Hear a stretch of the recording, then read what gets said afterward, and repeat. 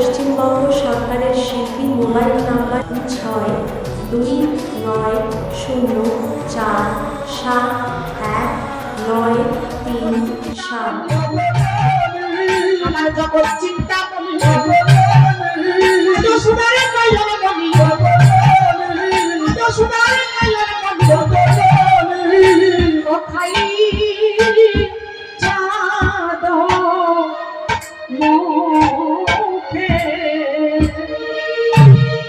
গোপালে এবারে আমায় ছেড়ে দে, আমার মেলা কাজে পড়ে আছে। মাতা যশোমতী আমার গোপালকে আঙিনার মধ্যস্থলে ছেড়ে দিয়ে ওমা গৃহকর্মে ব্যস্ত হলেন। আর প্রাণ গোবিন্দ কি করলেন, সেই আঙিনার মধ্যস্থলে বালু গোপালদের সঙ্গে খেলতে খেলতে এক মুষ্টি মৃত্তিকা মানে মাটি নিয়ে দেখতে পেলেন কে? দাদা বলাই, মা দেখে যাও তোমার গোপাল মাটি খায়। বলিস কি রে? যে কিনা রাজার ছেলে, যার ঘরে ক্ষীরসর নবনীর অভাব নাই, যার ঘরে নবলক্ষ ধেনুর পাল, হ্যাঁ সেই গোপাল মাতায় আবার সেই অহংকার মা মাতা যশোমতী ছুটে গিয়ে জড়িয়ে ধরেছে। বৈষ্ণব কবিতার পদাবলিতে লিখলেন, কোলেতে করিয়া রানী নিরক্ষয়ে মুখ, সুখের সাগরে ডুবে পাশরে সব দুঃখ। এ গোপাল, বলাই বলল তুই নাকি মাটি খাচ্ছিলি, দেখি তোর মুখটা দেখি। মায়ের কোলেতে গোপাল মুখ পাকারিল, সংসারে রানী তাহাতে দেখি ঘন রাম দাসী রস করে এই মনে, কবে বাসে দিব আমি যশোদা চরণে।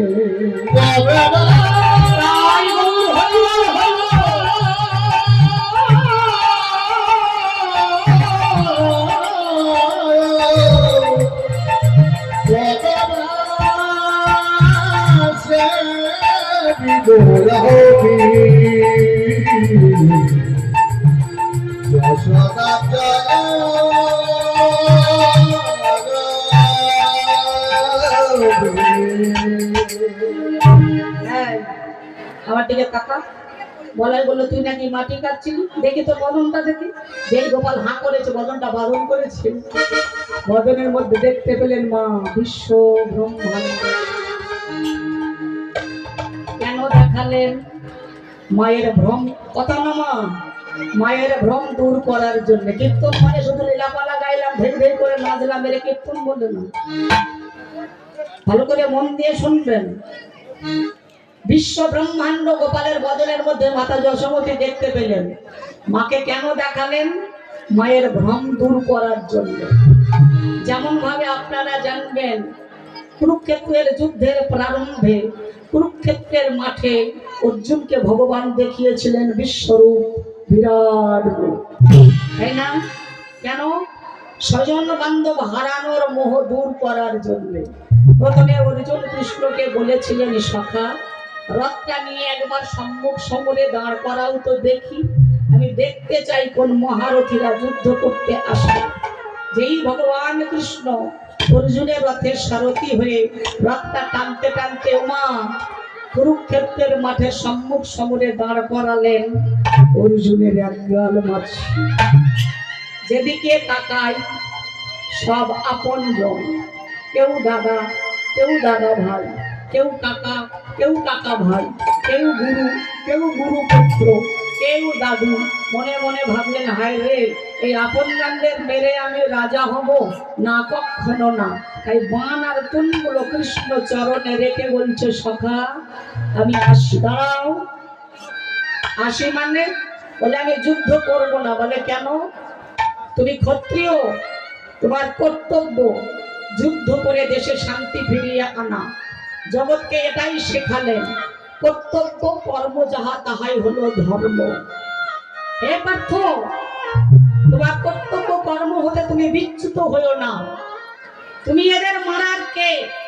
তুমি এদের মারার আগে আমি ওদের মেরে রেখেছি। অর্জুন যুদ্ধ করতে চাইবেন না। এইবার ভগবান দেখালেন তার শরীরের মধ্যে। পার্থ, আমার দিকে তাকিয়ে দেখো, আমি সেই লোকক্ষয়কারী মহাকাল, যা ব্রহ্মা রূপে সৃজন করি, যা বিষ্ণু রূপে পালন করি, যা মহেশ্বর রূপে সংহার করি। তথাপিও অর্জুন যুদ্ধ করতে চাইলেন না। এইবারে ভগবান বললেন, পার্থ আমার দিকে ভালো করে তাকিয়ে দেখো, অতীত, বর্তমান, ভবিষ্যৎ তুমি আমার মধ্যে সব দেখতে পাবে। অতীতে যা ঘটে গেছে, বর্তমানে যা ঘটছে, ভবিষ্যতে যা ঘটবে, তাও তুমি আমার মধ্যে দেখে নাও। এমনকি কুরুক্ষেত্রের যুদ্ধের শেষ পরিণতিটা কি হবে, তাও তুমি আমার মধ্যে দেখে নাও। তথাপিও অর্জুন যুদ্ধ করতে চাইলেন না। এইবার ভগবান তার শরীরের একটা অংশে দেখালেন, জরায়ুজ, অন্দজ, স্থাবর, জঙ্গম, জলচর, তলচর, নভচর, 84 লক্ষ জনি, 14টা ভুবন, 7টা স্বর্গলোক, 7টা পাতাল লোক, ভূলোক, ভবলোক, শিবলোক, ধ্রুবলোক, জনলোক, তপলোক, মহলোক, অতল বিতল সুতল তলাতল রসাতল পাতাল মহাতল। এই দৃশ্য দর্শন করে অর্জুন এবারে ভয়ে থর করে কাঁপছে। সখা, তোমার এই রূপ তুমি সম্বরণ করো, আমি আর সহ্য করতে পারছি না। আমি বেশ বুঝতে পারছি, সমগ্র নদী যেমন সাগরে গিয়ে মেশে, সমগ্র পতঙ্গরা যেমন আগুন দেখলে আগুনে ঝাঁপ দেবার জন্য পাগলের মতো ছুটে যায়, আমি বেশ বুঝতে পারছি কুরুক্ষেত্রের সমস্ত যোদ্ধাগণ পতঙ্গের ন্যায় তোমার মুখে ঝাঁপ দেবার জন্য পাগলের মতো ছুটে চলেছে। তুমি আদিদেব, তুমি পরম পুরুষ, তুমি একমাত্র বিশ্বের আশ্রয়দাতা। তাই তোমাকে শত সহস্রবার নমস্কার, সম্মুখে নমস্কার, পশ্চাতে নমস্কার, সর্বদিক দিয়ে নমস্কার। এই বলে যুদ্ধে রাজি হলেন। ভগবানের চরণে লুটিয়ে পড়লেন, হে গোবিন্দ রাখো চরণে, হরিবল হে গোবিন্দ রাখো চরণে, হে গোবিন্দ রাখো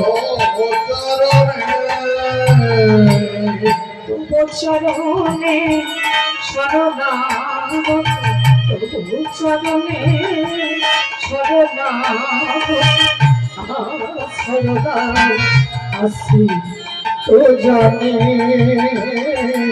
গোবিন্দ রাখো চরণে, গোবিন্দ রাখো চরণে, ঝরে গো শ্রীচরণে কেন দুঃখ পাই সে চরণ ঝরে গো শ্রীচরণে, বলো কেন দুঃখ পাই সে চরণ, আমার পিতার জানা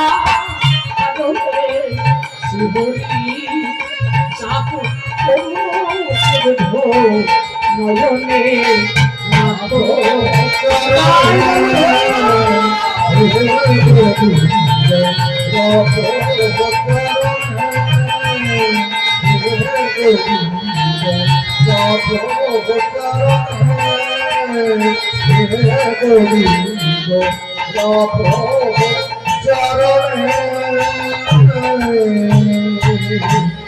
মায়েরা তাহলে বিরাট রূপ দেখালেন কেন? অর্জুনকে স্বজন বান্ধব হারানোর মোহ দূর করার জন্য।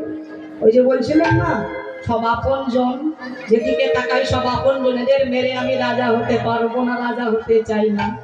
জগৎকে এটাই শেখালেন, রেজি এরা কেউ তোমার আপন নয়। সংসারে যাদের যাদের দেখছো এরা কেউ তোমার আপন নয়। যতদিন রোজগার করে ভালো মন্দ এদের খাওয়াতে পারবে ততদিন এরা তোমাকে ভালোবাসবে। যেদিন তোমার খাটার ক্ষমতা থাকবে না, যেদিন তুমি অকর্মাণ্য হয়ে যাবে, তোমাকে ভালোবাসা তো দূরের কথা, ছুঁড়ে ফেলে দেবে। ও মায়েরা, মানুষের মতো বেঈমান জীব দ্বিতীয় হয় না, পৃথিবীতে দ্বিতীয় নাই মা। এরা প্রশ্রয় দিলে মাথায় ওঠে, সমাদর করলে খোসামত ভাবে, সৎ উপদেশ দিলে ঘুরে বসে, উপকার করলে অস্বীকার করে, বিশ্বাস করলে ক্ষতি করে, সুখের কথায় হিংসা করে, দুঃখের কথায় সুযোগ খোঁজে, ভালোবাসলে আঘাত করে, আর স্বার্থ ফুরালে কেটে যায়। এটা হলো আমাদের মতো মানুষের চরিত্র। তাই জগৎকে শেখালেন রে জীব, ভালো যদি বাঁচতে হয় তোমরা আমাকে বসো, ভগবানকে বসো। চাইতে যদি কিছু হয় ভগবানের কাছে চাও, কাঁদতে যদি হয় ভগবানের কাছে কাঁদো। ভগবান ছাড়া এ পৃথিবীতে আমাদের আপন বলিতে আর কেহ নাই, নাই, নাই। ও মায়েরা, তাহলে গীতার সারাংশ করলেন, যা হয়েছে তা ভালোই হয়েছে, যা হচ্ছে তা ভালোই হচ্ছে, যা হবে তাও ভালোই হবে। তুমি কি হারিয়েছো গো যে তুমি কাঁদছো? তুমি কি নিয়ে এসেছিলে যা তোমার হারিয়েছে? তুমি কি সৃষ্টি করেছো যা তোমার নষ্ট হয়ে গেছে? তুমি যা পেয়েছো এখান থেকেই পেয়েছো, যা দিয়েছো এখান থেকেই দিয়েছো। তোমার আজ যা আছে কাল তা অন্য কারো ছিল, পরশু সেটা অন্য কারো হয়ে যাবে। কেউ কারো না এই পৃথিবী,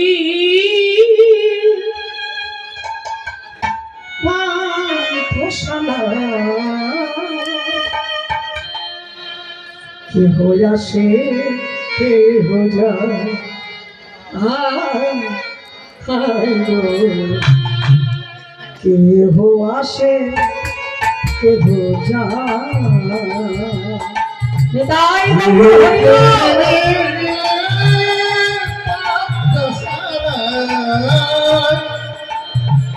কেহ আসে কেহ যায়, কেহ আসে কেহ যায়। পৃথিবী কেহ আসে কেহ যায়, কেহ আসে কেহ যায়।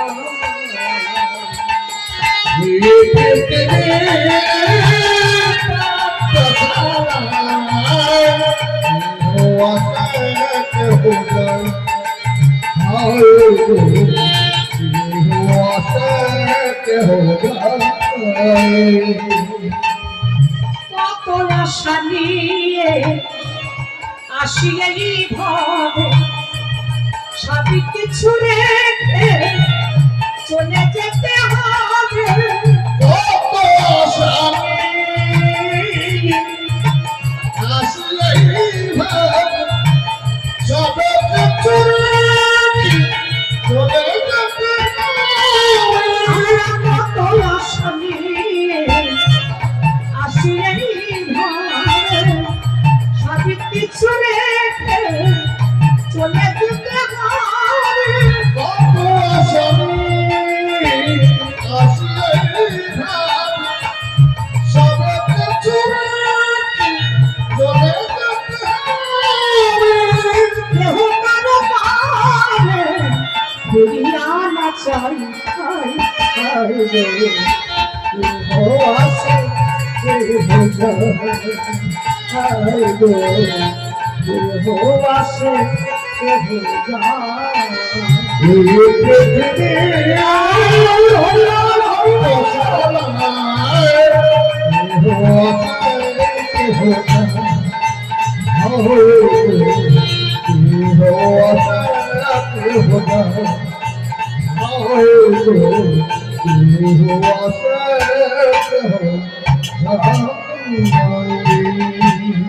ভক্তমন্ডলী, ভক্তিমতী মায়েরা, তাহলে কুরুক্ষেত্রের যুদ্ধের প্রারম্ভে অর্জুনকে যেমন ভগবান দেখালেন বিশ্বরূপ, বিরাট রূপ, স্বজন বান্ধব হারানোর মোহ দূর করার জন্য, তেমনি মাতা যশোমতী, মা যশোমতীকে তার বদনের মধ্যে দেখালেন বিশ্ব ব্রহ্মাণ্ড। কেন? মায়ের ভ্রম দূর করার জন্য। প্রাণ গোবিন্দ যখন বদন বদনটা বাদন করলেন, হা করলেন। বদনের মধ্যে বিশ্ব ব্রহ্মাণ্ড দেখে মাতা যশোমতীর চক্ষু চরক গাছ। এই যে আমার দিকে দিও না। ও মা, কি ভাবছো? বলাই বললো তুমি নাকি মাটি খাচ্ছি। তা মাটি খাবো না কি খাবো? হ্যাঁ, কখন থেকে বলছি খিদে পেয়েছে, তুমি তো আমাকে উদর করে খেতেই দিতে পারো না। এইবারে এসে দাঁড়ালো একজন মথুরা থেকে একটা কিরাতিনী, ফলের ঝুড়ি মাথায় নিয়ে ছুটতে ছুটতে আসছে। বৈষ্ণব কবি তার পদাবলিতে লিখলেন, মথুরা হইতে ফল লইয়া চম্পিতে আইন সে বেহেছি বাড়ি।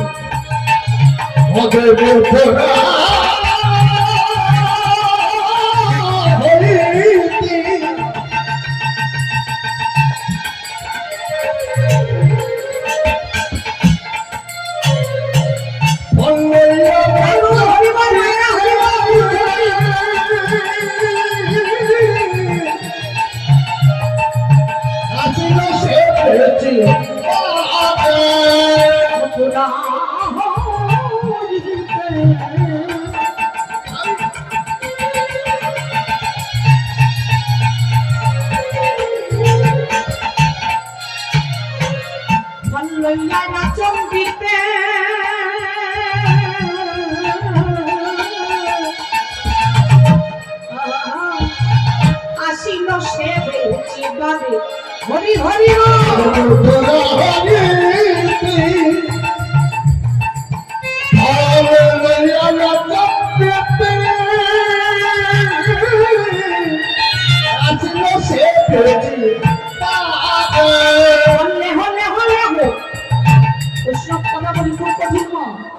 আমরা কিন্তু যা শুনছি সব কথা বলি হলে হলে হলে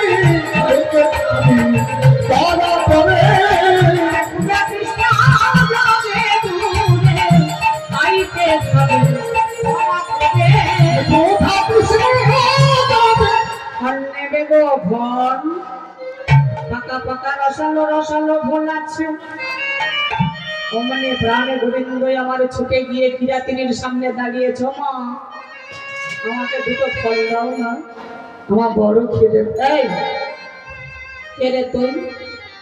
তোর নাম কি? আমার তো অনেক নাম, হরি, নারায়ণ, কৃষ্ণ, গোবিন্দ, গিরিধারী, মধুসূদন, কিন্তু আমার মাটাকে আমায় গোপন বলে বলে ওরে গোপাল রে। আমার সংসারে যে বড় অভাব, আমার স্বামী না খেতে পেয়ে অন্ধ হয়ে গেছে। এই ফল তো আমি বিনামূল্যে তোকে দিতে পারবো না, একটা ফল দাও না। বলছি তো দিতে পারবো না। ভগবান মনে মনে বলে, ওগো মাতা কিরাতিনী, একদিন আমার এই শিবদনে ফল সেবা দেবার লাগি তুমি উদিগ্রীব হয়ে উঠেছিলে। তুমি কি ভুলে গেছো সেই ত্রেতা যুগের কথা? তুমি কি ভুলে গেছো সেই রাম অবতারের কথা? ত্রেতা যুগে তোমরা ছিলে চন্ডাল চন্ডালিনী, তার আগে ছিল মা এক রাজা রানী, চন্দ্রকান্ত রাজা, হেমকান্ত রানী, নর্মদা নদীর তীরে বাস করতেন। রাজা ব্যক্তি তো প্রতিদিন সোনা দানা টাকা পয়সা গোভূমি দান করতেন। একদিন দান চাইতে গেলেন, কি জানো মা, যে দিবানিশি বিনা যন্ত্রে হরি গুণগান গায়, বিনা গানে বাজাতে বাজাতে আজকে দেবর্ষি নারদ চললেন কোথায়? সেই নর্মদা নদীর তীরে। বালা বালা যন্ত্র রাধা নাম মন্ত্র, যাগ যজ্ঞ বারে ব্রত কিছু নাহিয়া, বলা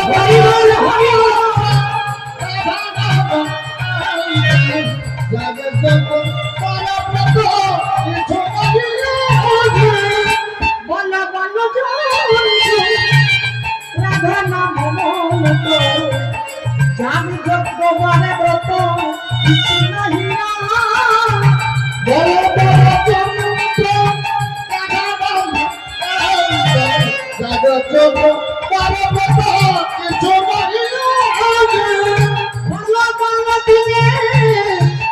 রাধা নাম দিনে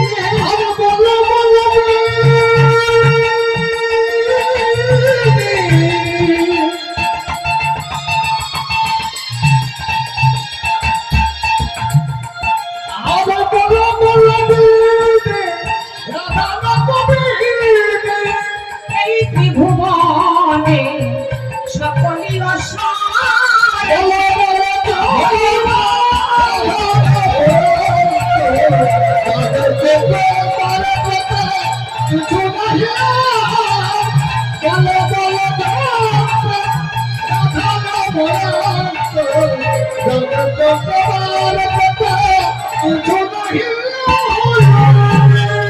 নারায়ণ নারায়ণ নারায়ণ। মায়েরা, নারদ এসে দাঁড়ালেন দান চাইতে। তাকে দান দেওয়া তো দূরের কথা, দাসী পুত্র বলে অবজ্ঞা করলেন, তার সঙ্গে চণ্ডালের মতো ব্যবহার করলেন। দেবর্ষি বললেন, শোনো, আমি দেবর্ষি, দেবতাদের ঋষি, আমার মুখের বাক্য কোনোদিন মিথ্যে হয় না। তোমরা আমাকে দান দেওয়া তো দূরের কথা, আমার সঙ্গে চণ্ডালের মতো ব্যবহার করলে, অভিশাপ দিলাম, আগত ত্রেতা যুগে তোমরা চণ্ডাল চণ্ডালিনী হবে। যে অর্থের অহংকারে তোমরা আমাকে অবজ্ঞা করলে, এই অর্থের অভাবে একদিন তোমাদের অনাহারে অর্ধাহারে দিন কাটাতে হবে। সেই চন্দ্রকান্ত রাজা, হেমকান্তা রানী ত্রেতা যুগে হলেন চণ্ডাল চণ্ডালিনী। ও মায়েরা, নারদকে জিজ্ঞাসা করেছিলেন, মুক্তি পাবো কবে? বলে আগত দাপরে। ত্রেতা যুগে তোমরা চণ্ডাল চণ্ডালিনী হবে, তোমাদের একটা পুত্র হবে, নাম তার গুহক। যেদিন রামচন্দ্র ভগবান 14 বছর পিতৃসত্য পালন করার লাগি বনে আসবে, সেদিন তার বদনে তোমরা ফল সেবা দেবার লাগি মানুষ করবে, কিন্তু সেদিন রামচন্দ্র তোমাদের হাতে সেবা নেবে না। আগত দাপরে তোমরা মথুরায় হবে কিরাত কিরাতিনী। একদিন এই যে ফলের ঝুড়ি মাথায় রয়ে তোমরা নন্দালয়ে যাবে, সেদিন কৃষ্ণ বদনে ফল সেবা দিয়ে তোমরা বৈকুণ্ঠ প্রাপ্তি হবে। সেই সত্য যুগের চন্দ্রকান্ত রাজা হেমকান্তা রানী হলেন ত্রেতা যুগে চণ্ডাল চণ্ডালিনী। তাদের একটা পুত্র হলো, নাম তার গুহক। এদিকে রামচন্দ্র পিতৃসত্য পালন করার লাগি 14 বছরের জন্য বনে এলো।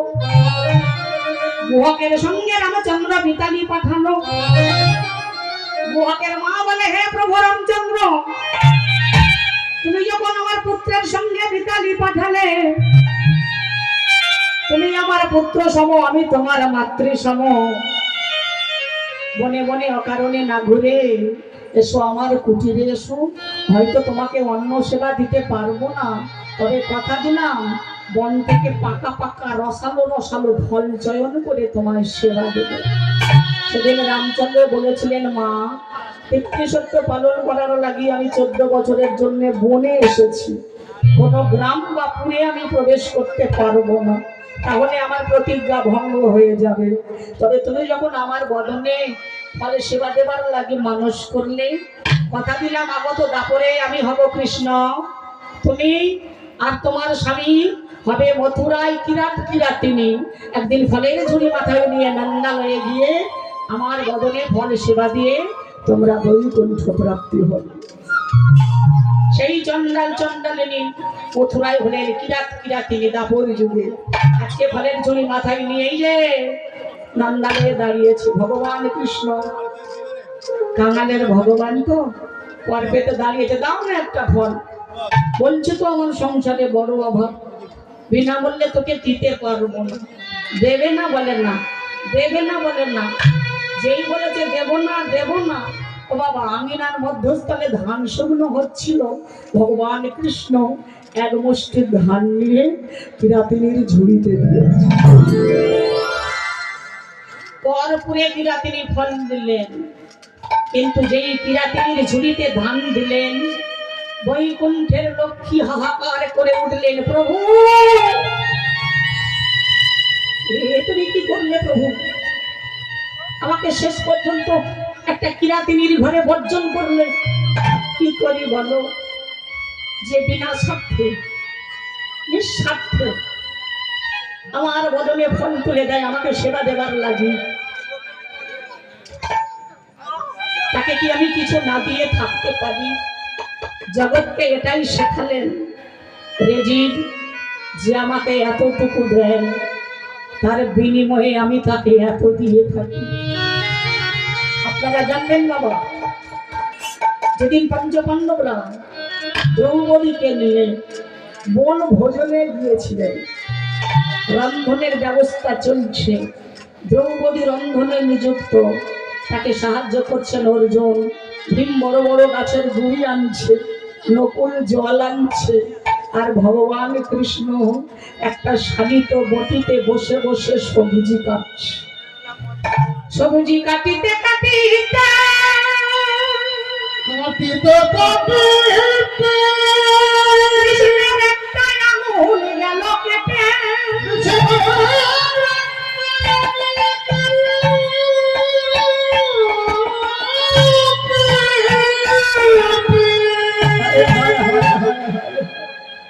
কি হলো? ছুটে গিয়ে পাঞ্চালী অর্থাৎ দ্রৌপদী পরিধানের অঞ্চলের প্রান্ত ভাগ ছিঁড়ে ভগবান কৃষ্ণের আঙুলে বেঁধে দিলেন। পাঞ্চালী, আমার সামান্য আঙুল কেটে গেছে বলে তুমি তোমার দামি বস্ত্রটা এমনি ভাবে ছিঁড়ে ফেললে। দয়াময়, তোমার মনে আছে সেদিনের কথা, যেদিন পঞ্চ পাণ্ডবরা আমাকে পাশা খেলায় ফল দেখে হেরে গিয়েছিল, আমাকে নগ্ন করার জন্য দুর্যোধনের আদেশে দুঃশাসন অন্দর মহল হতে আমার কেশাগ্র ধরে টানতে টানতে রাজসভায় নিয়ে এসেছিল। সেই রাজসভায় গতবতী মহারথীরা উপস্থিত ছিল, ছিল আমার পাঁচটা স্বামী যুধিষ্ঠির, ভীমার জন্য কোন সহদেব, দাদু ভীষ্ম, গুরুদেব দ্রোণাচার্য, কৃপাচার্য, তাদের চরণ ধরে কত কেঁদেছিলাম। তোমরা আমাকে লজ্জা নিবারণের জন্য বাঁচাও, আমার দিকে দুটো হস্ত প্রসারিত করে দাও। কেউ দেয় দয়াময়, সেদিন তুমি আমার লজ্জা নিবারণ করার রাশি রাশি পিত বসন দিয়েছি, তাই তুমি সেদিনের ঋণ পরিশোধ করছো? না দয়াময়, সেদিন তো তোমাকে আমি কিচ্ছু দিতে পারিনি, দিয়েছিলাম দুঃখটা নয়নের জল। ভগবান বললেন, পাঞ্চালী, যে আমাকে এতটুকু দেয় তার বিনিময়ে আমি তাকে এত দিয়ে থাকি। জগৎকে এটাই শেখাবে। ভগবান কৃষ্ণ বললেন, লক্ষ্মীকে বললেন, শোনো, বিনা স্বার্থে আমার সেবা দেবার লাগি যে কিনা তিনি আমার বদলে ফল তুলে দিয়েছে, আমি কি কিছু তাকে না দিয়ে থাকতে পারি? কিছু পেতে গেলে কিছু দিতে হয়। পরমানন্দে ফলগুলো নিয়ে ভগবান কৃষ্ণ যমুনার তীরাভিমুখে গমন করে শ্রীরাম সুদাম দাম বসুদাম যত সখা বৃন্দের সঙ্গে নিয়ে পরমানন্দে সেবা করছে। এদিকে কিরাতির অবস্থা পাগলিনী পারামা, ফলের ঝুলি আর মাথায় চালিয়ে তুলতে পারছে না। কি আমার ফলের ঝুড়ি এত ভারী ছিল না তো, আমি ফলের ঝুড়ি আর মাথায় চালিয়ে তুলতে পারছি না কেন? নিচে নামিয়ে দেখলেন ছোট্ট ছেলেটা যে ধান গুলো দিয়েছিল, ধান আর নেই। ধানের পরিবর্তে সোনা দানা মালির মুখ। আমি চাই না,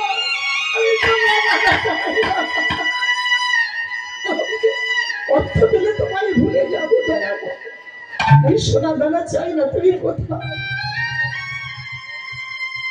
ফলের ঝুড়ি ফেলে রেখে ভগবানকে পাওয়ার লাগি পাগলিনী পারা হয়ে ছুটতে ছুটতে চললেন ভগবানের রান্নার সাথে। খুঁজতে খুঁজতে যমুনার তীরাভিমুখে গমন করে ভগবানের চরণে মা কিরাতিনী আছাড় খেয়ে পড়েছে।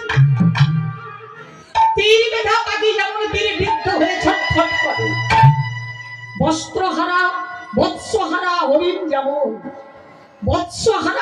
যেমন তার বাচ্চাকে হারিয়ে ছটফট করে, আজকে সেই কিরাতিনী তীর বেধা পাখির মতো ভগবানের চরণ তলে পড়ে গড়াগড়ি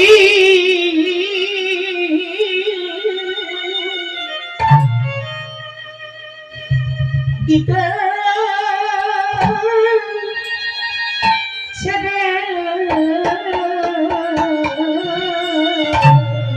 দেখো দেখো কেমন গড়াগড়ি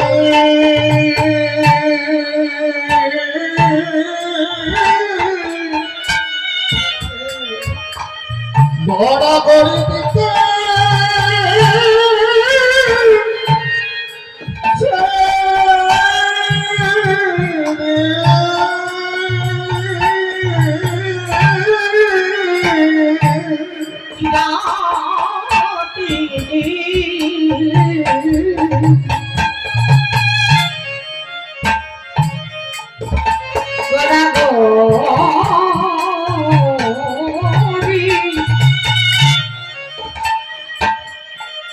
গড়াগড়ি দিতেছে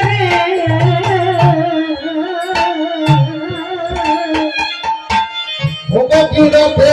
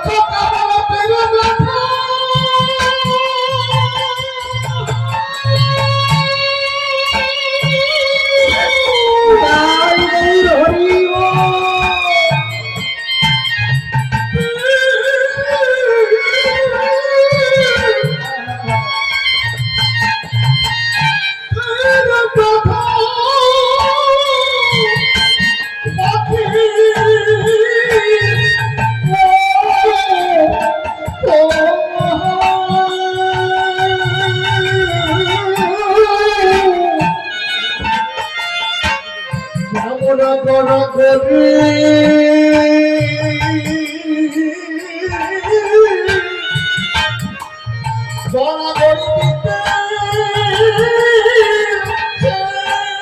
দিতে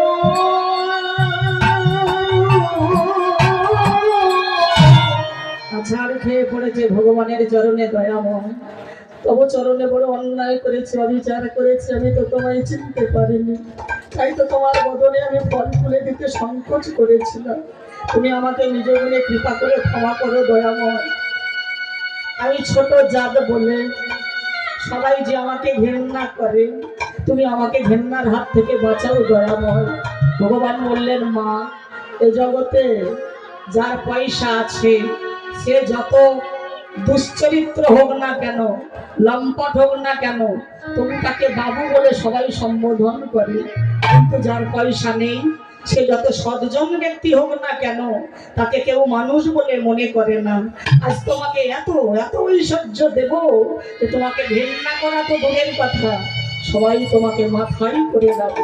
না না দয়াময়, না, আমি অর্থ চাই না, আমি যে অর্থ চাই না।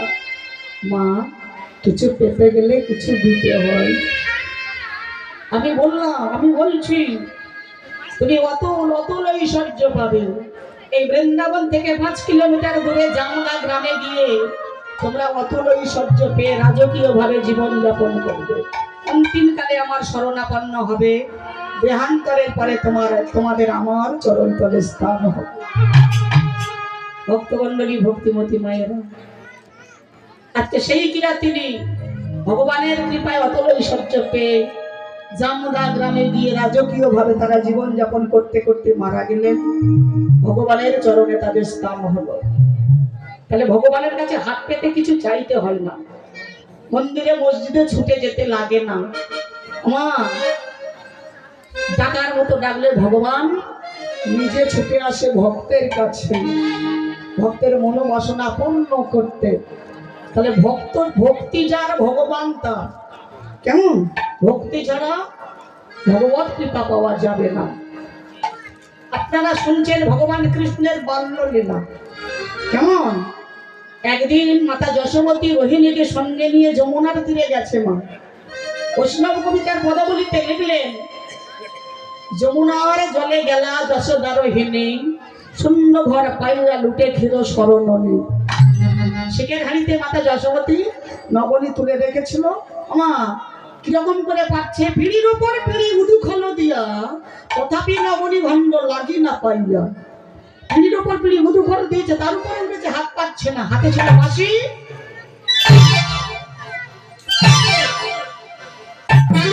যেই বাঁশি দিয়ে মেরেছে অমনি ছিদ্র হয়ে গেল। কুলু কুলু কুলু কুলু রবে নবনী পড়ছে। ভগবান পরমানন্দে সেই নবনী পান করছেন। এসে দাঁড়িয়েছে যশোমতী। গোপাল, তোর এত বড় স্পর্ধা, তুই নবনী চুরি করে খাচ্ছিস, আজ তোকে আমি মেরেই ফেলবো। গোপালকে ধরার জন্য ব্যস্ত হয়ে পড়েছে। বৈষ্ণব কবি পাশে দাঁড়িয়ে বলছে, মাগো, যে চির অধরা তাকে কি কখনো ধরা যায়, যদি তিনি জীবকে কৃপা করে না ধরা দেয়? ওই যে বললাম মা, ভগবানকে ধরার মন্ত্র নয়নের জল। যেই মাতা যশোমতী কেঁদে কেঁদে বলেছে গোপাল ধরাবে, গোপালে দেখাবে, অমনি ভগবান আর থাকতে পারলেন না, এসে দাঁড়িয়েছে। মা, আমায় ডাকছো? কানটা ধরে টানতে টানতে, এই যে বলে না ছেলে মেয়েদের ডেকে মারতে নেই, মাতা যশোমতী কানটা ধরে টানতে টানতে মারতে মারতে উদুখল, ধানমোনা উদুখল ছিল, উদুখলের সঙ্গে বেঁধে রাখলেন। কবে বেঁধেছিল মা? কার্তিক মাসে, তাই না? তাই কার্তিক মাসকে বলে দামোদর মাস। দাম উদর, দাম মানে দড়ি, উদর মানে পেট। উদরে দড়ি দিয়ে ভগবানকে বেঁধেছিলেন বলে কার্তিক মাসকে বলে দামোদর মাস। যখনই বেঁধে রেখে চলে গেলেন, ভগবান মৃদু মৃদু হাসছেন। মা, জগতে যত দড়ি আছে ওই দড়ি দিয়ে আমাকে বাঁধা যায় না, কিন্তু কেউ যদি ভক্তির দড়ি দিয়ে আমাকে বাঁধতে পারে, সারা জীবনের মতো আমি তার কাছে বাঁধা থাকি। মাতা যশোমতী ছুটে যায়, গোপাল কি করছিস, ঠিক আছিস তো? হ্যাঁ, গোপাল তো পালাবার জন্য ব্যস্ত হয়ে পড়েছে। হ্যাঁ, কত রকম চাকরি করছে, কাঁদছে, মা আমায় খুলে দাও, আমার বড় কষ্ট হচ্ছে। তোকে খুলে দেবো মানে তোকে আজ মেরেই ফেলবো।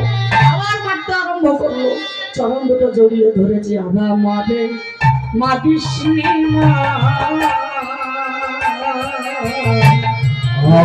আমাদের মারিছে মা আমারে মারিছে মা আমারে মারিছে তোরা পায়ে ধরে বলি মাগো আরে ধরে বলি মাগো আমি মনে ছিলি আর করে বলা হরি বল হরি বল মারিছে আমারে মারিছে এই সামান্য মনির তরে বাদলি গোমা কেমন করে আগে সামান্য মনের তরে রাখলে মাথায় আজ সামান্য মনির তরে বাদলি মাগো এমন করে আগে সামান্য মনের তরে রাখলে মাথায় দয়া নাই মা তরণ করে দয়া নাই মা তরণ করে সে যে আমার ছিল না জানা আমারে মারিছে আমারে মারিছে কবিতা রব না গো আর কোহেতা আমি যাব না পার হয়ে যাব আর তো হেতা রব না গো। আমি পরের মাকে মা বলিব আমি পরের মাকে মা বলিব আমি পরের মাকে মা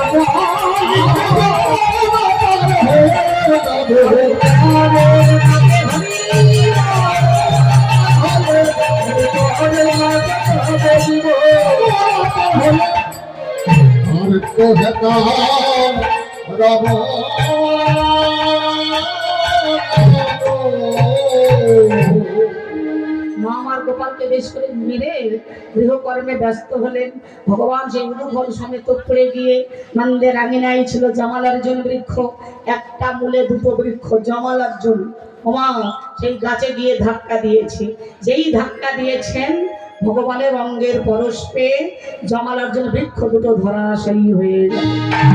দেখেছেন মায়েরা, যার কমল অঙ্গের আঘাতে জামালার্জুন ধরাশায়ী, যার এক পদাঘাতে কালী ও নাগ দমন, যার সামান্য দন্তাঘাতে পুতনা রাক্ষসী বন, যার কনিষ্ঠ অঙ্গুলির অগ্রভাগে বিরাট পর্বতের স্থিতি, সেই ভগবানকে কি বেঁধে রাখা যায়? আজকে জামালার্জুন বৃক্ষ দুটো ছিল কুবের পুত্র নলকুমোর মণিগ্রীব, তারা মুক্তি পেয়ে স্বস্থানে ফিরে গেলেন।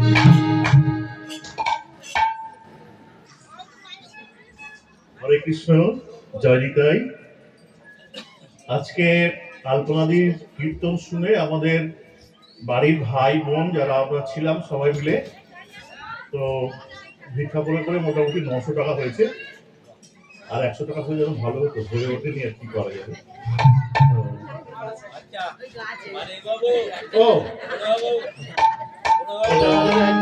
জামাই দিয়েছে, তার মানে সেই 100 টাকাই হয়ে গেল। আর আমার পকেটে কিছু নেই, এটা এনাকে উপহার স্বরূপ দিলাম। দেখুন, পয়সা দিয়ে তো মর্যাদা দেওয়া যায় না, এটা পয়সা রূপী ভালোবাসা। আমরা কয়েক ভাই বোন জামাই মেয়েরা সব খুশি হয়ে দিদিকে আমাদের এই মুদ্রা স্বরূপ ভালোবাসাটাকে অর্পণ করলাম। আর বলি,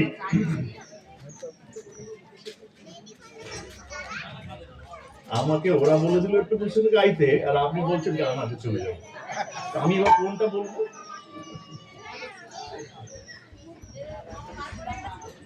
আচ্ছা, এটা আমার বড় মা, মানে দুটো মা, মা তবু একবার বলা যায়, কিন্তু মামা ডাকতে গেলে দুবার মাকে ডাকতে হবে। এটা আমি দিলাম। আর আপনাদের গান কেমন লাগছে আমি জানি না, আমি তো সারাক্ষণ বসে বসে কেঁদেছি। কৃষ্ণ নাম শুনে যদি চোখে জল না আসে, শুধু ধেই ধেই করে নাচ, এটা আপনাদের সে কথাও বলেছে। আমরা সব একসঙ্গে হরিনাম দিই, মানে 24টা দল নিয়ে 1 ঘন্টা করে গান করি, তাদের দিদি থাকে, দাদা থাকে। সেই জন্য আমি যা বলেছি যে আমার কথা অনুযায়ী কোনো পয়সা করি ছাড়াই শুধু মুখের কথাই এসেছেন, এই যে ভালোবাসাটুকু যেন বজায় থাকে দিদি। আপনাদের চরণে আমাদের এই কয়েক ভাই বোন, আমার বাড়ির লোকজন সবাই শ্রদ্ধা ভালোবাসা জ্ঞাপন করছি। আপনারা যে কৃপা করে আমাদের এই হরিবাসরে এসে হরিবাসর সাথে পূর্ণ করেছেন, এর জন্য আমি সবার তরফ থেকে আমার কৃতজ্ঞতা ভালোবাসা প্রণাম জানিয়ে বিদায় নিলাম।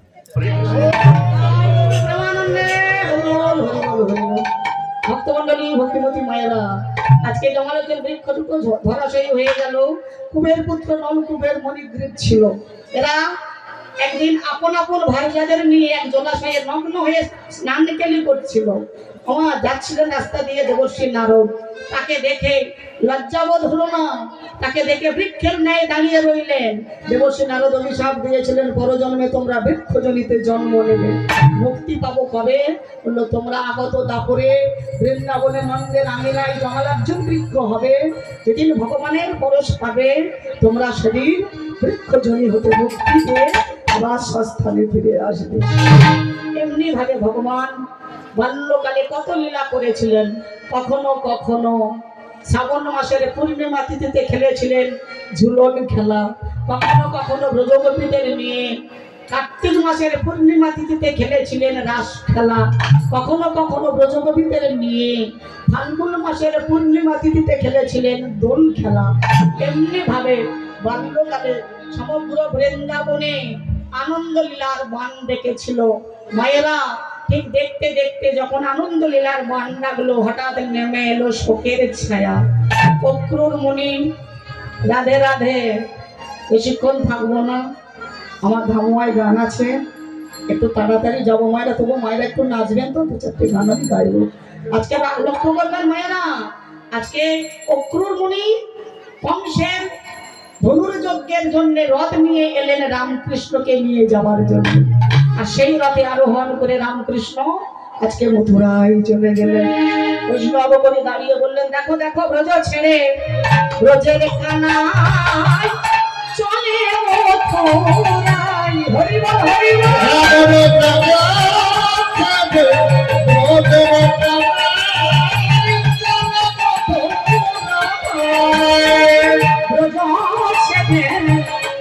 ব্রজের কানায় চলে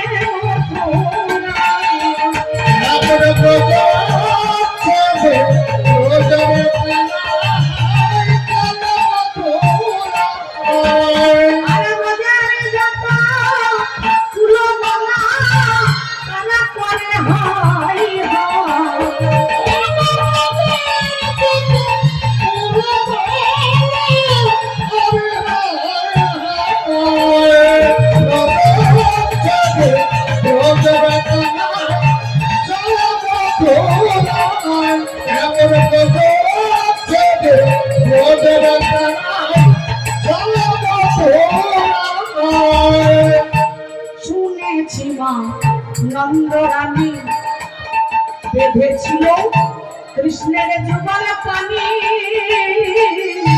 শুনেছে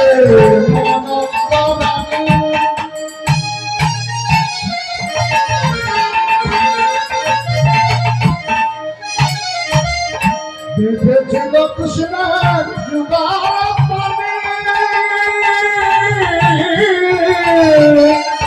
সেই দোষে নীলমণি, সে দোষে নীলমণি ব্রজ ছেড়ে চলে যায়, ব্রজ ছেড়ে ব্রজের কানায় চলে মথুরায়।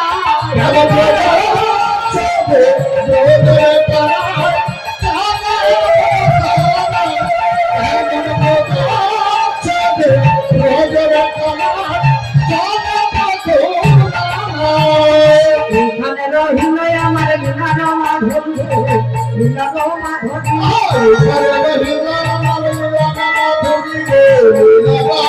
ভক্তগণে সবাই মিলে বলো হরি হরি রে, বলো হরি হরি হরি বল হরি বল হরি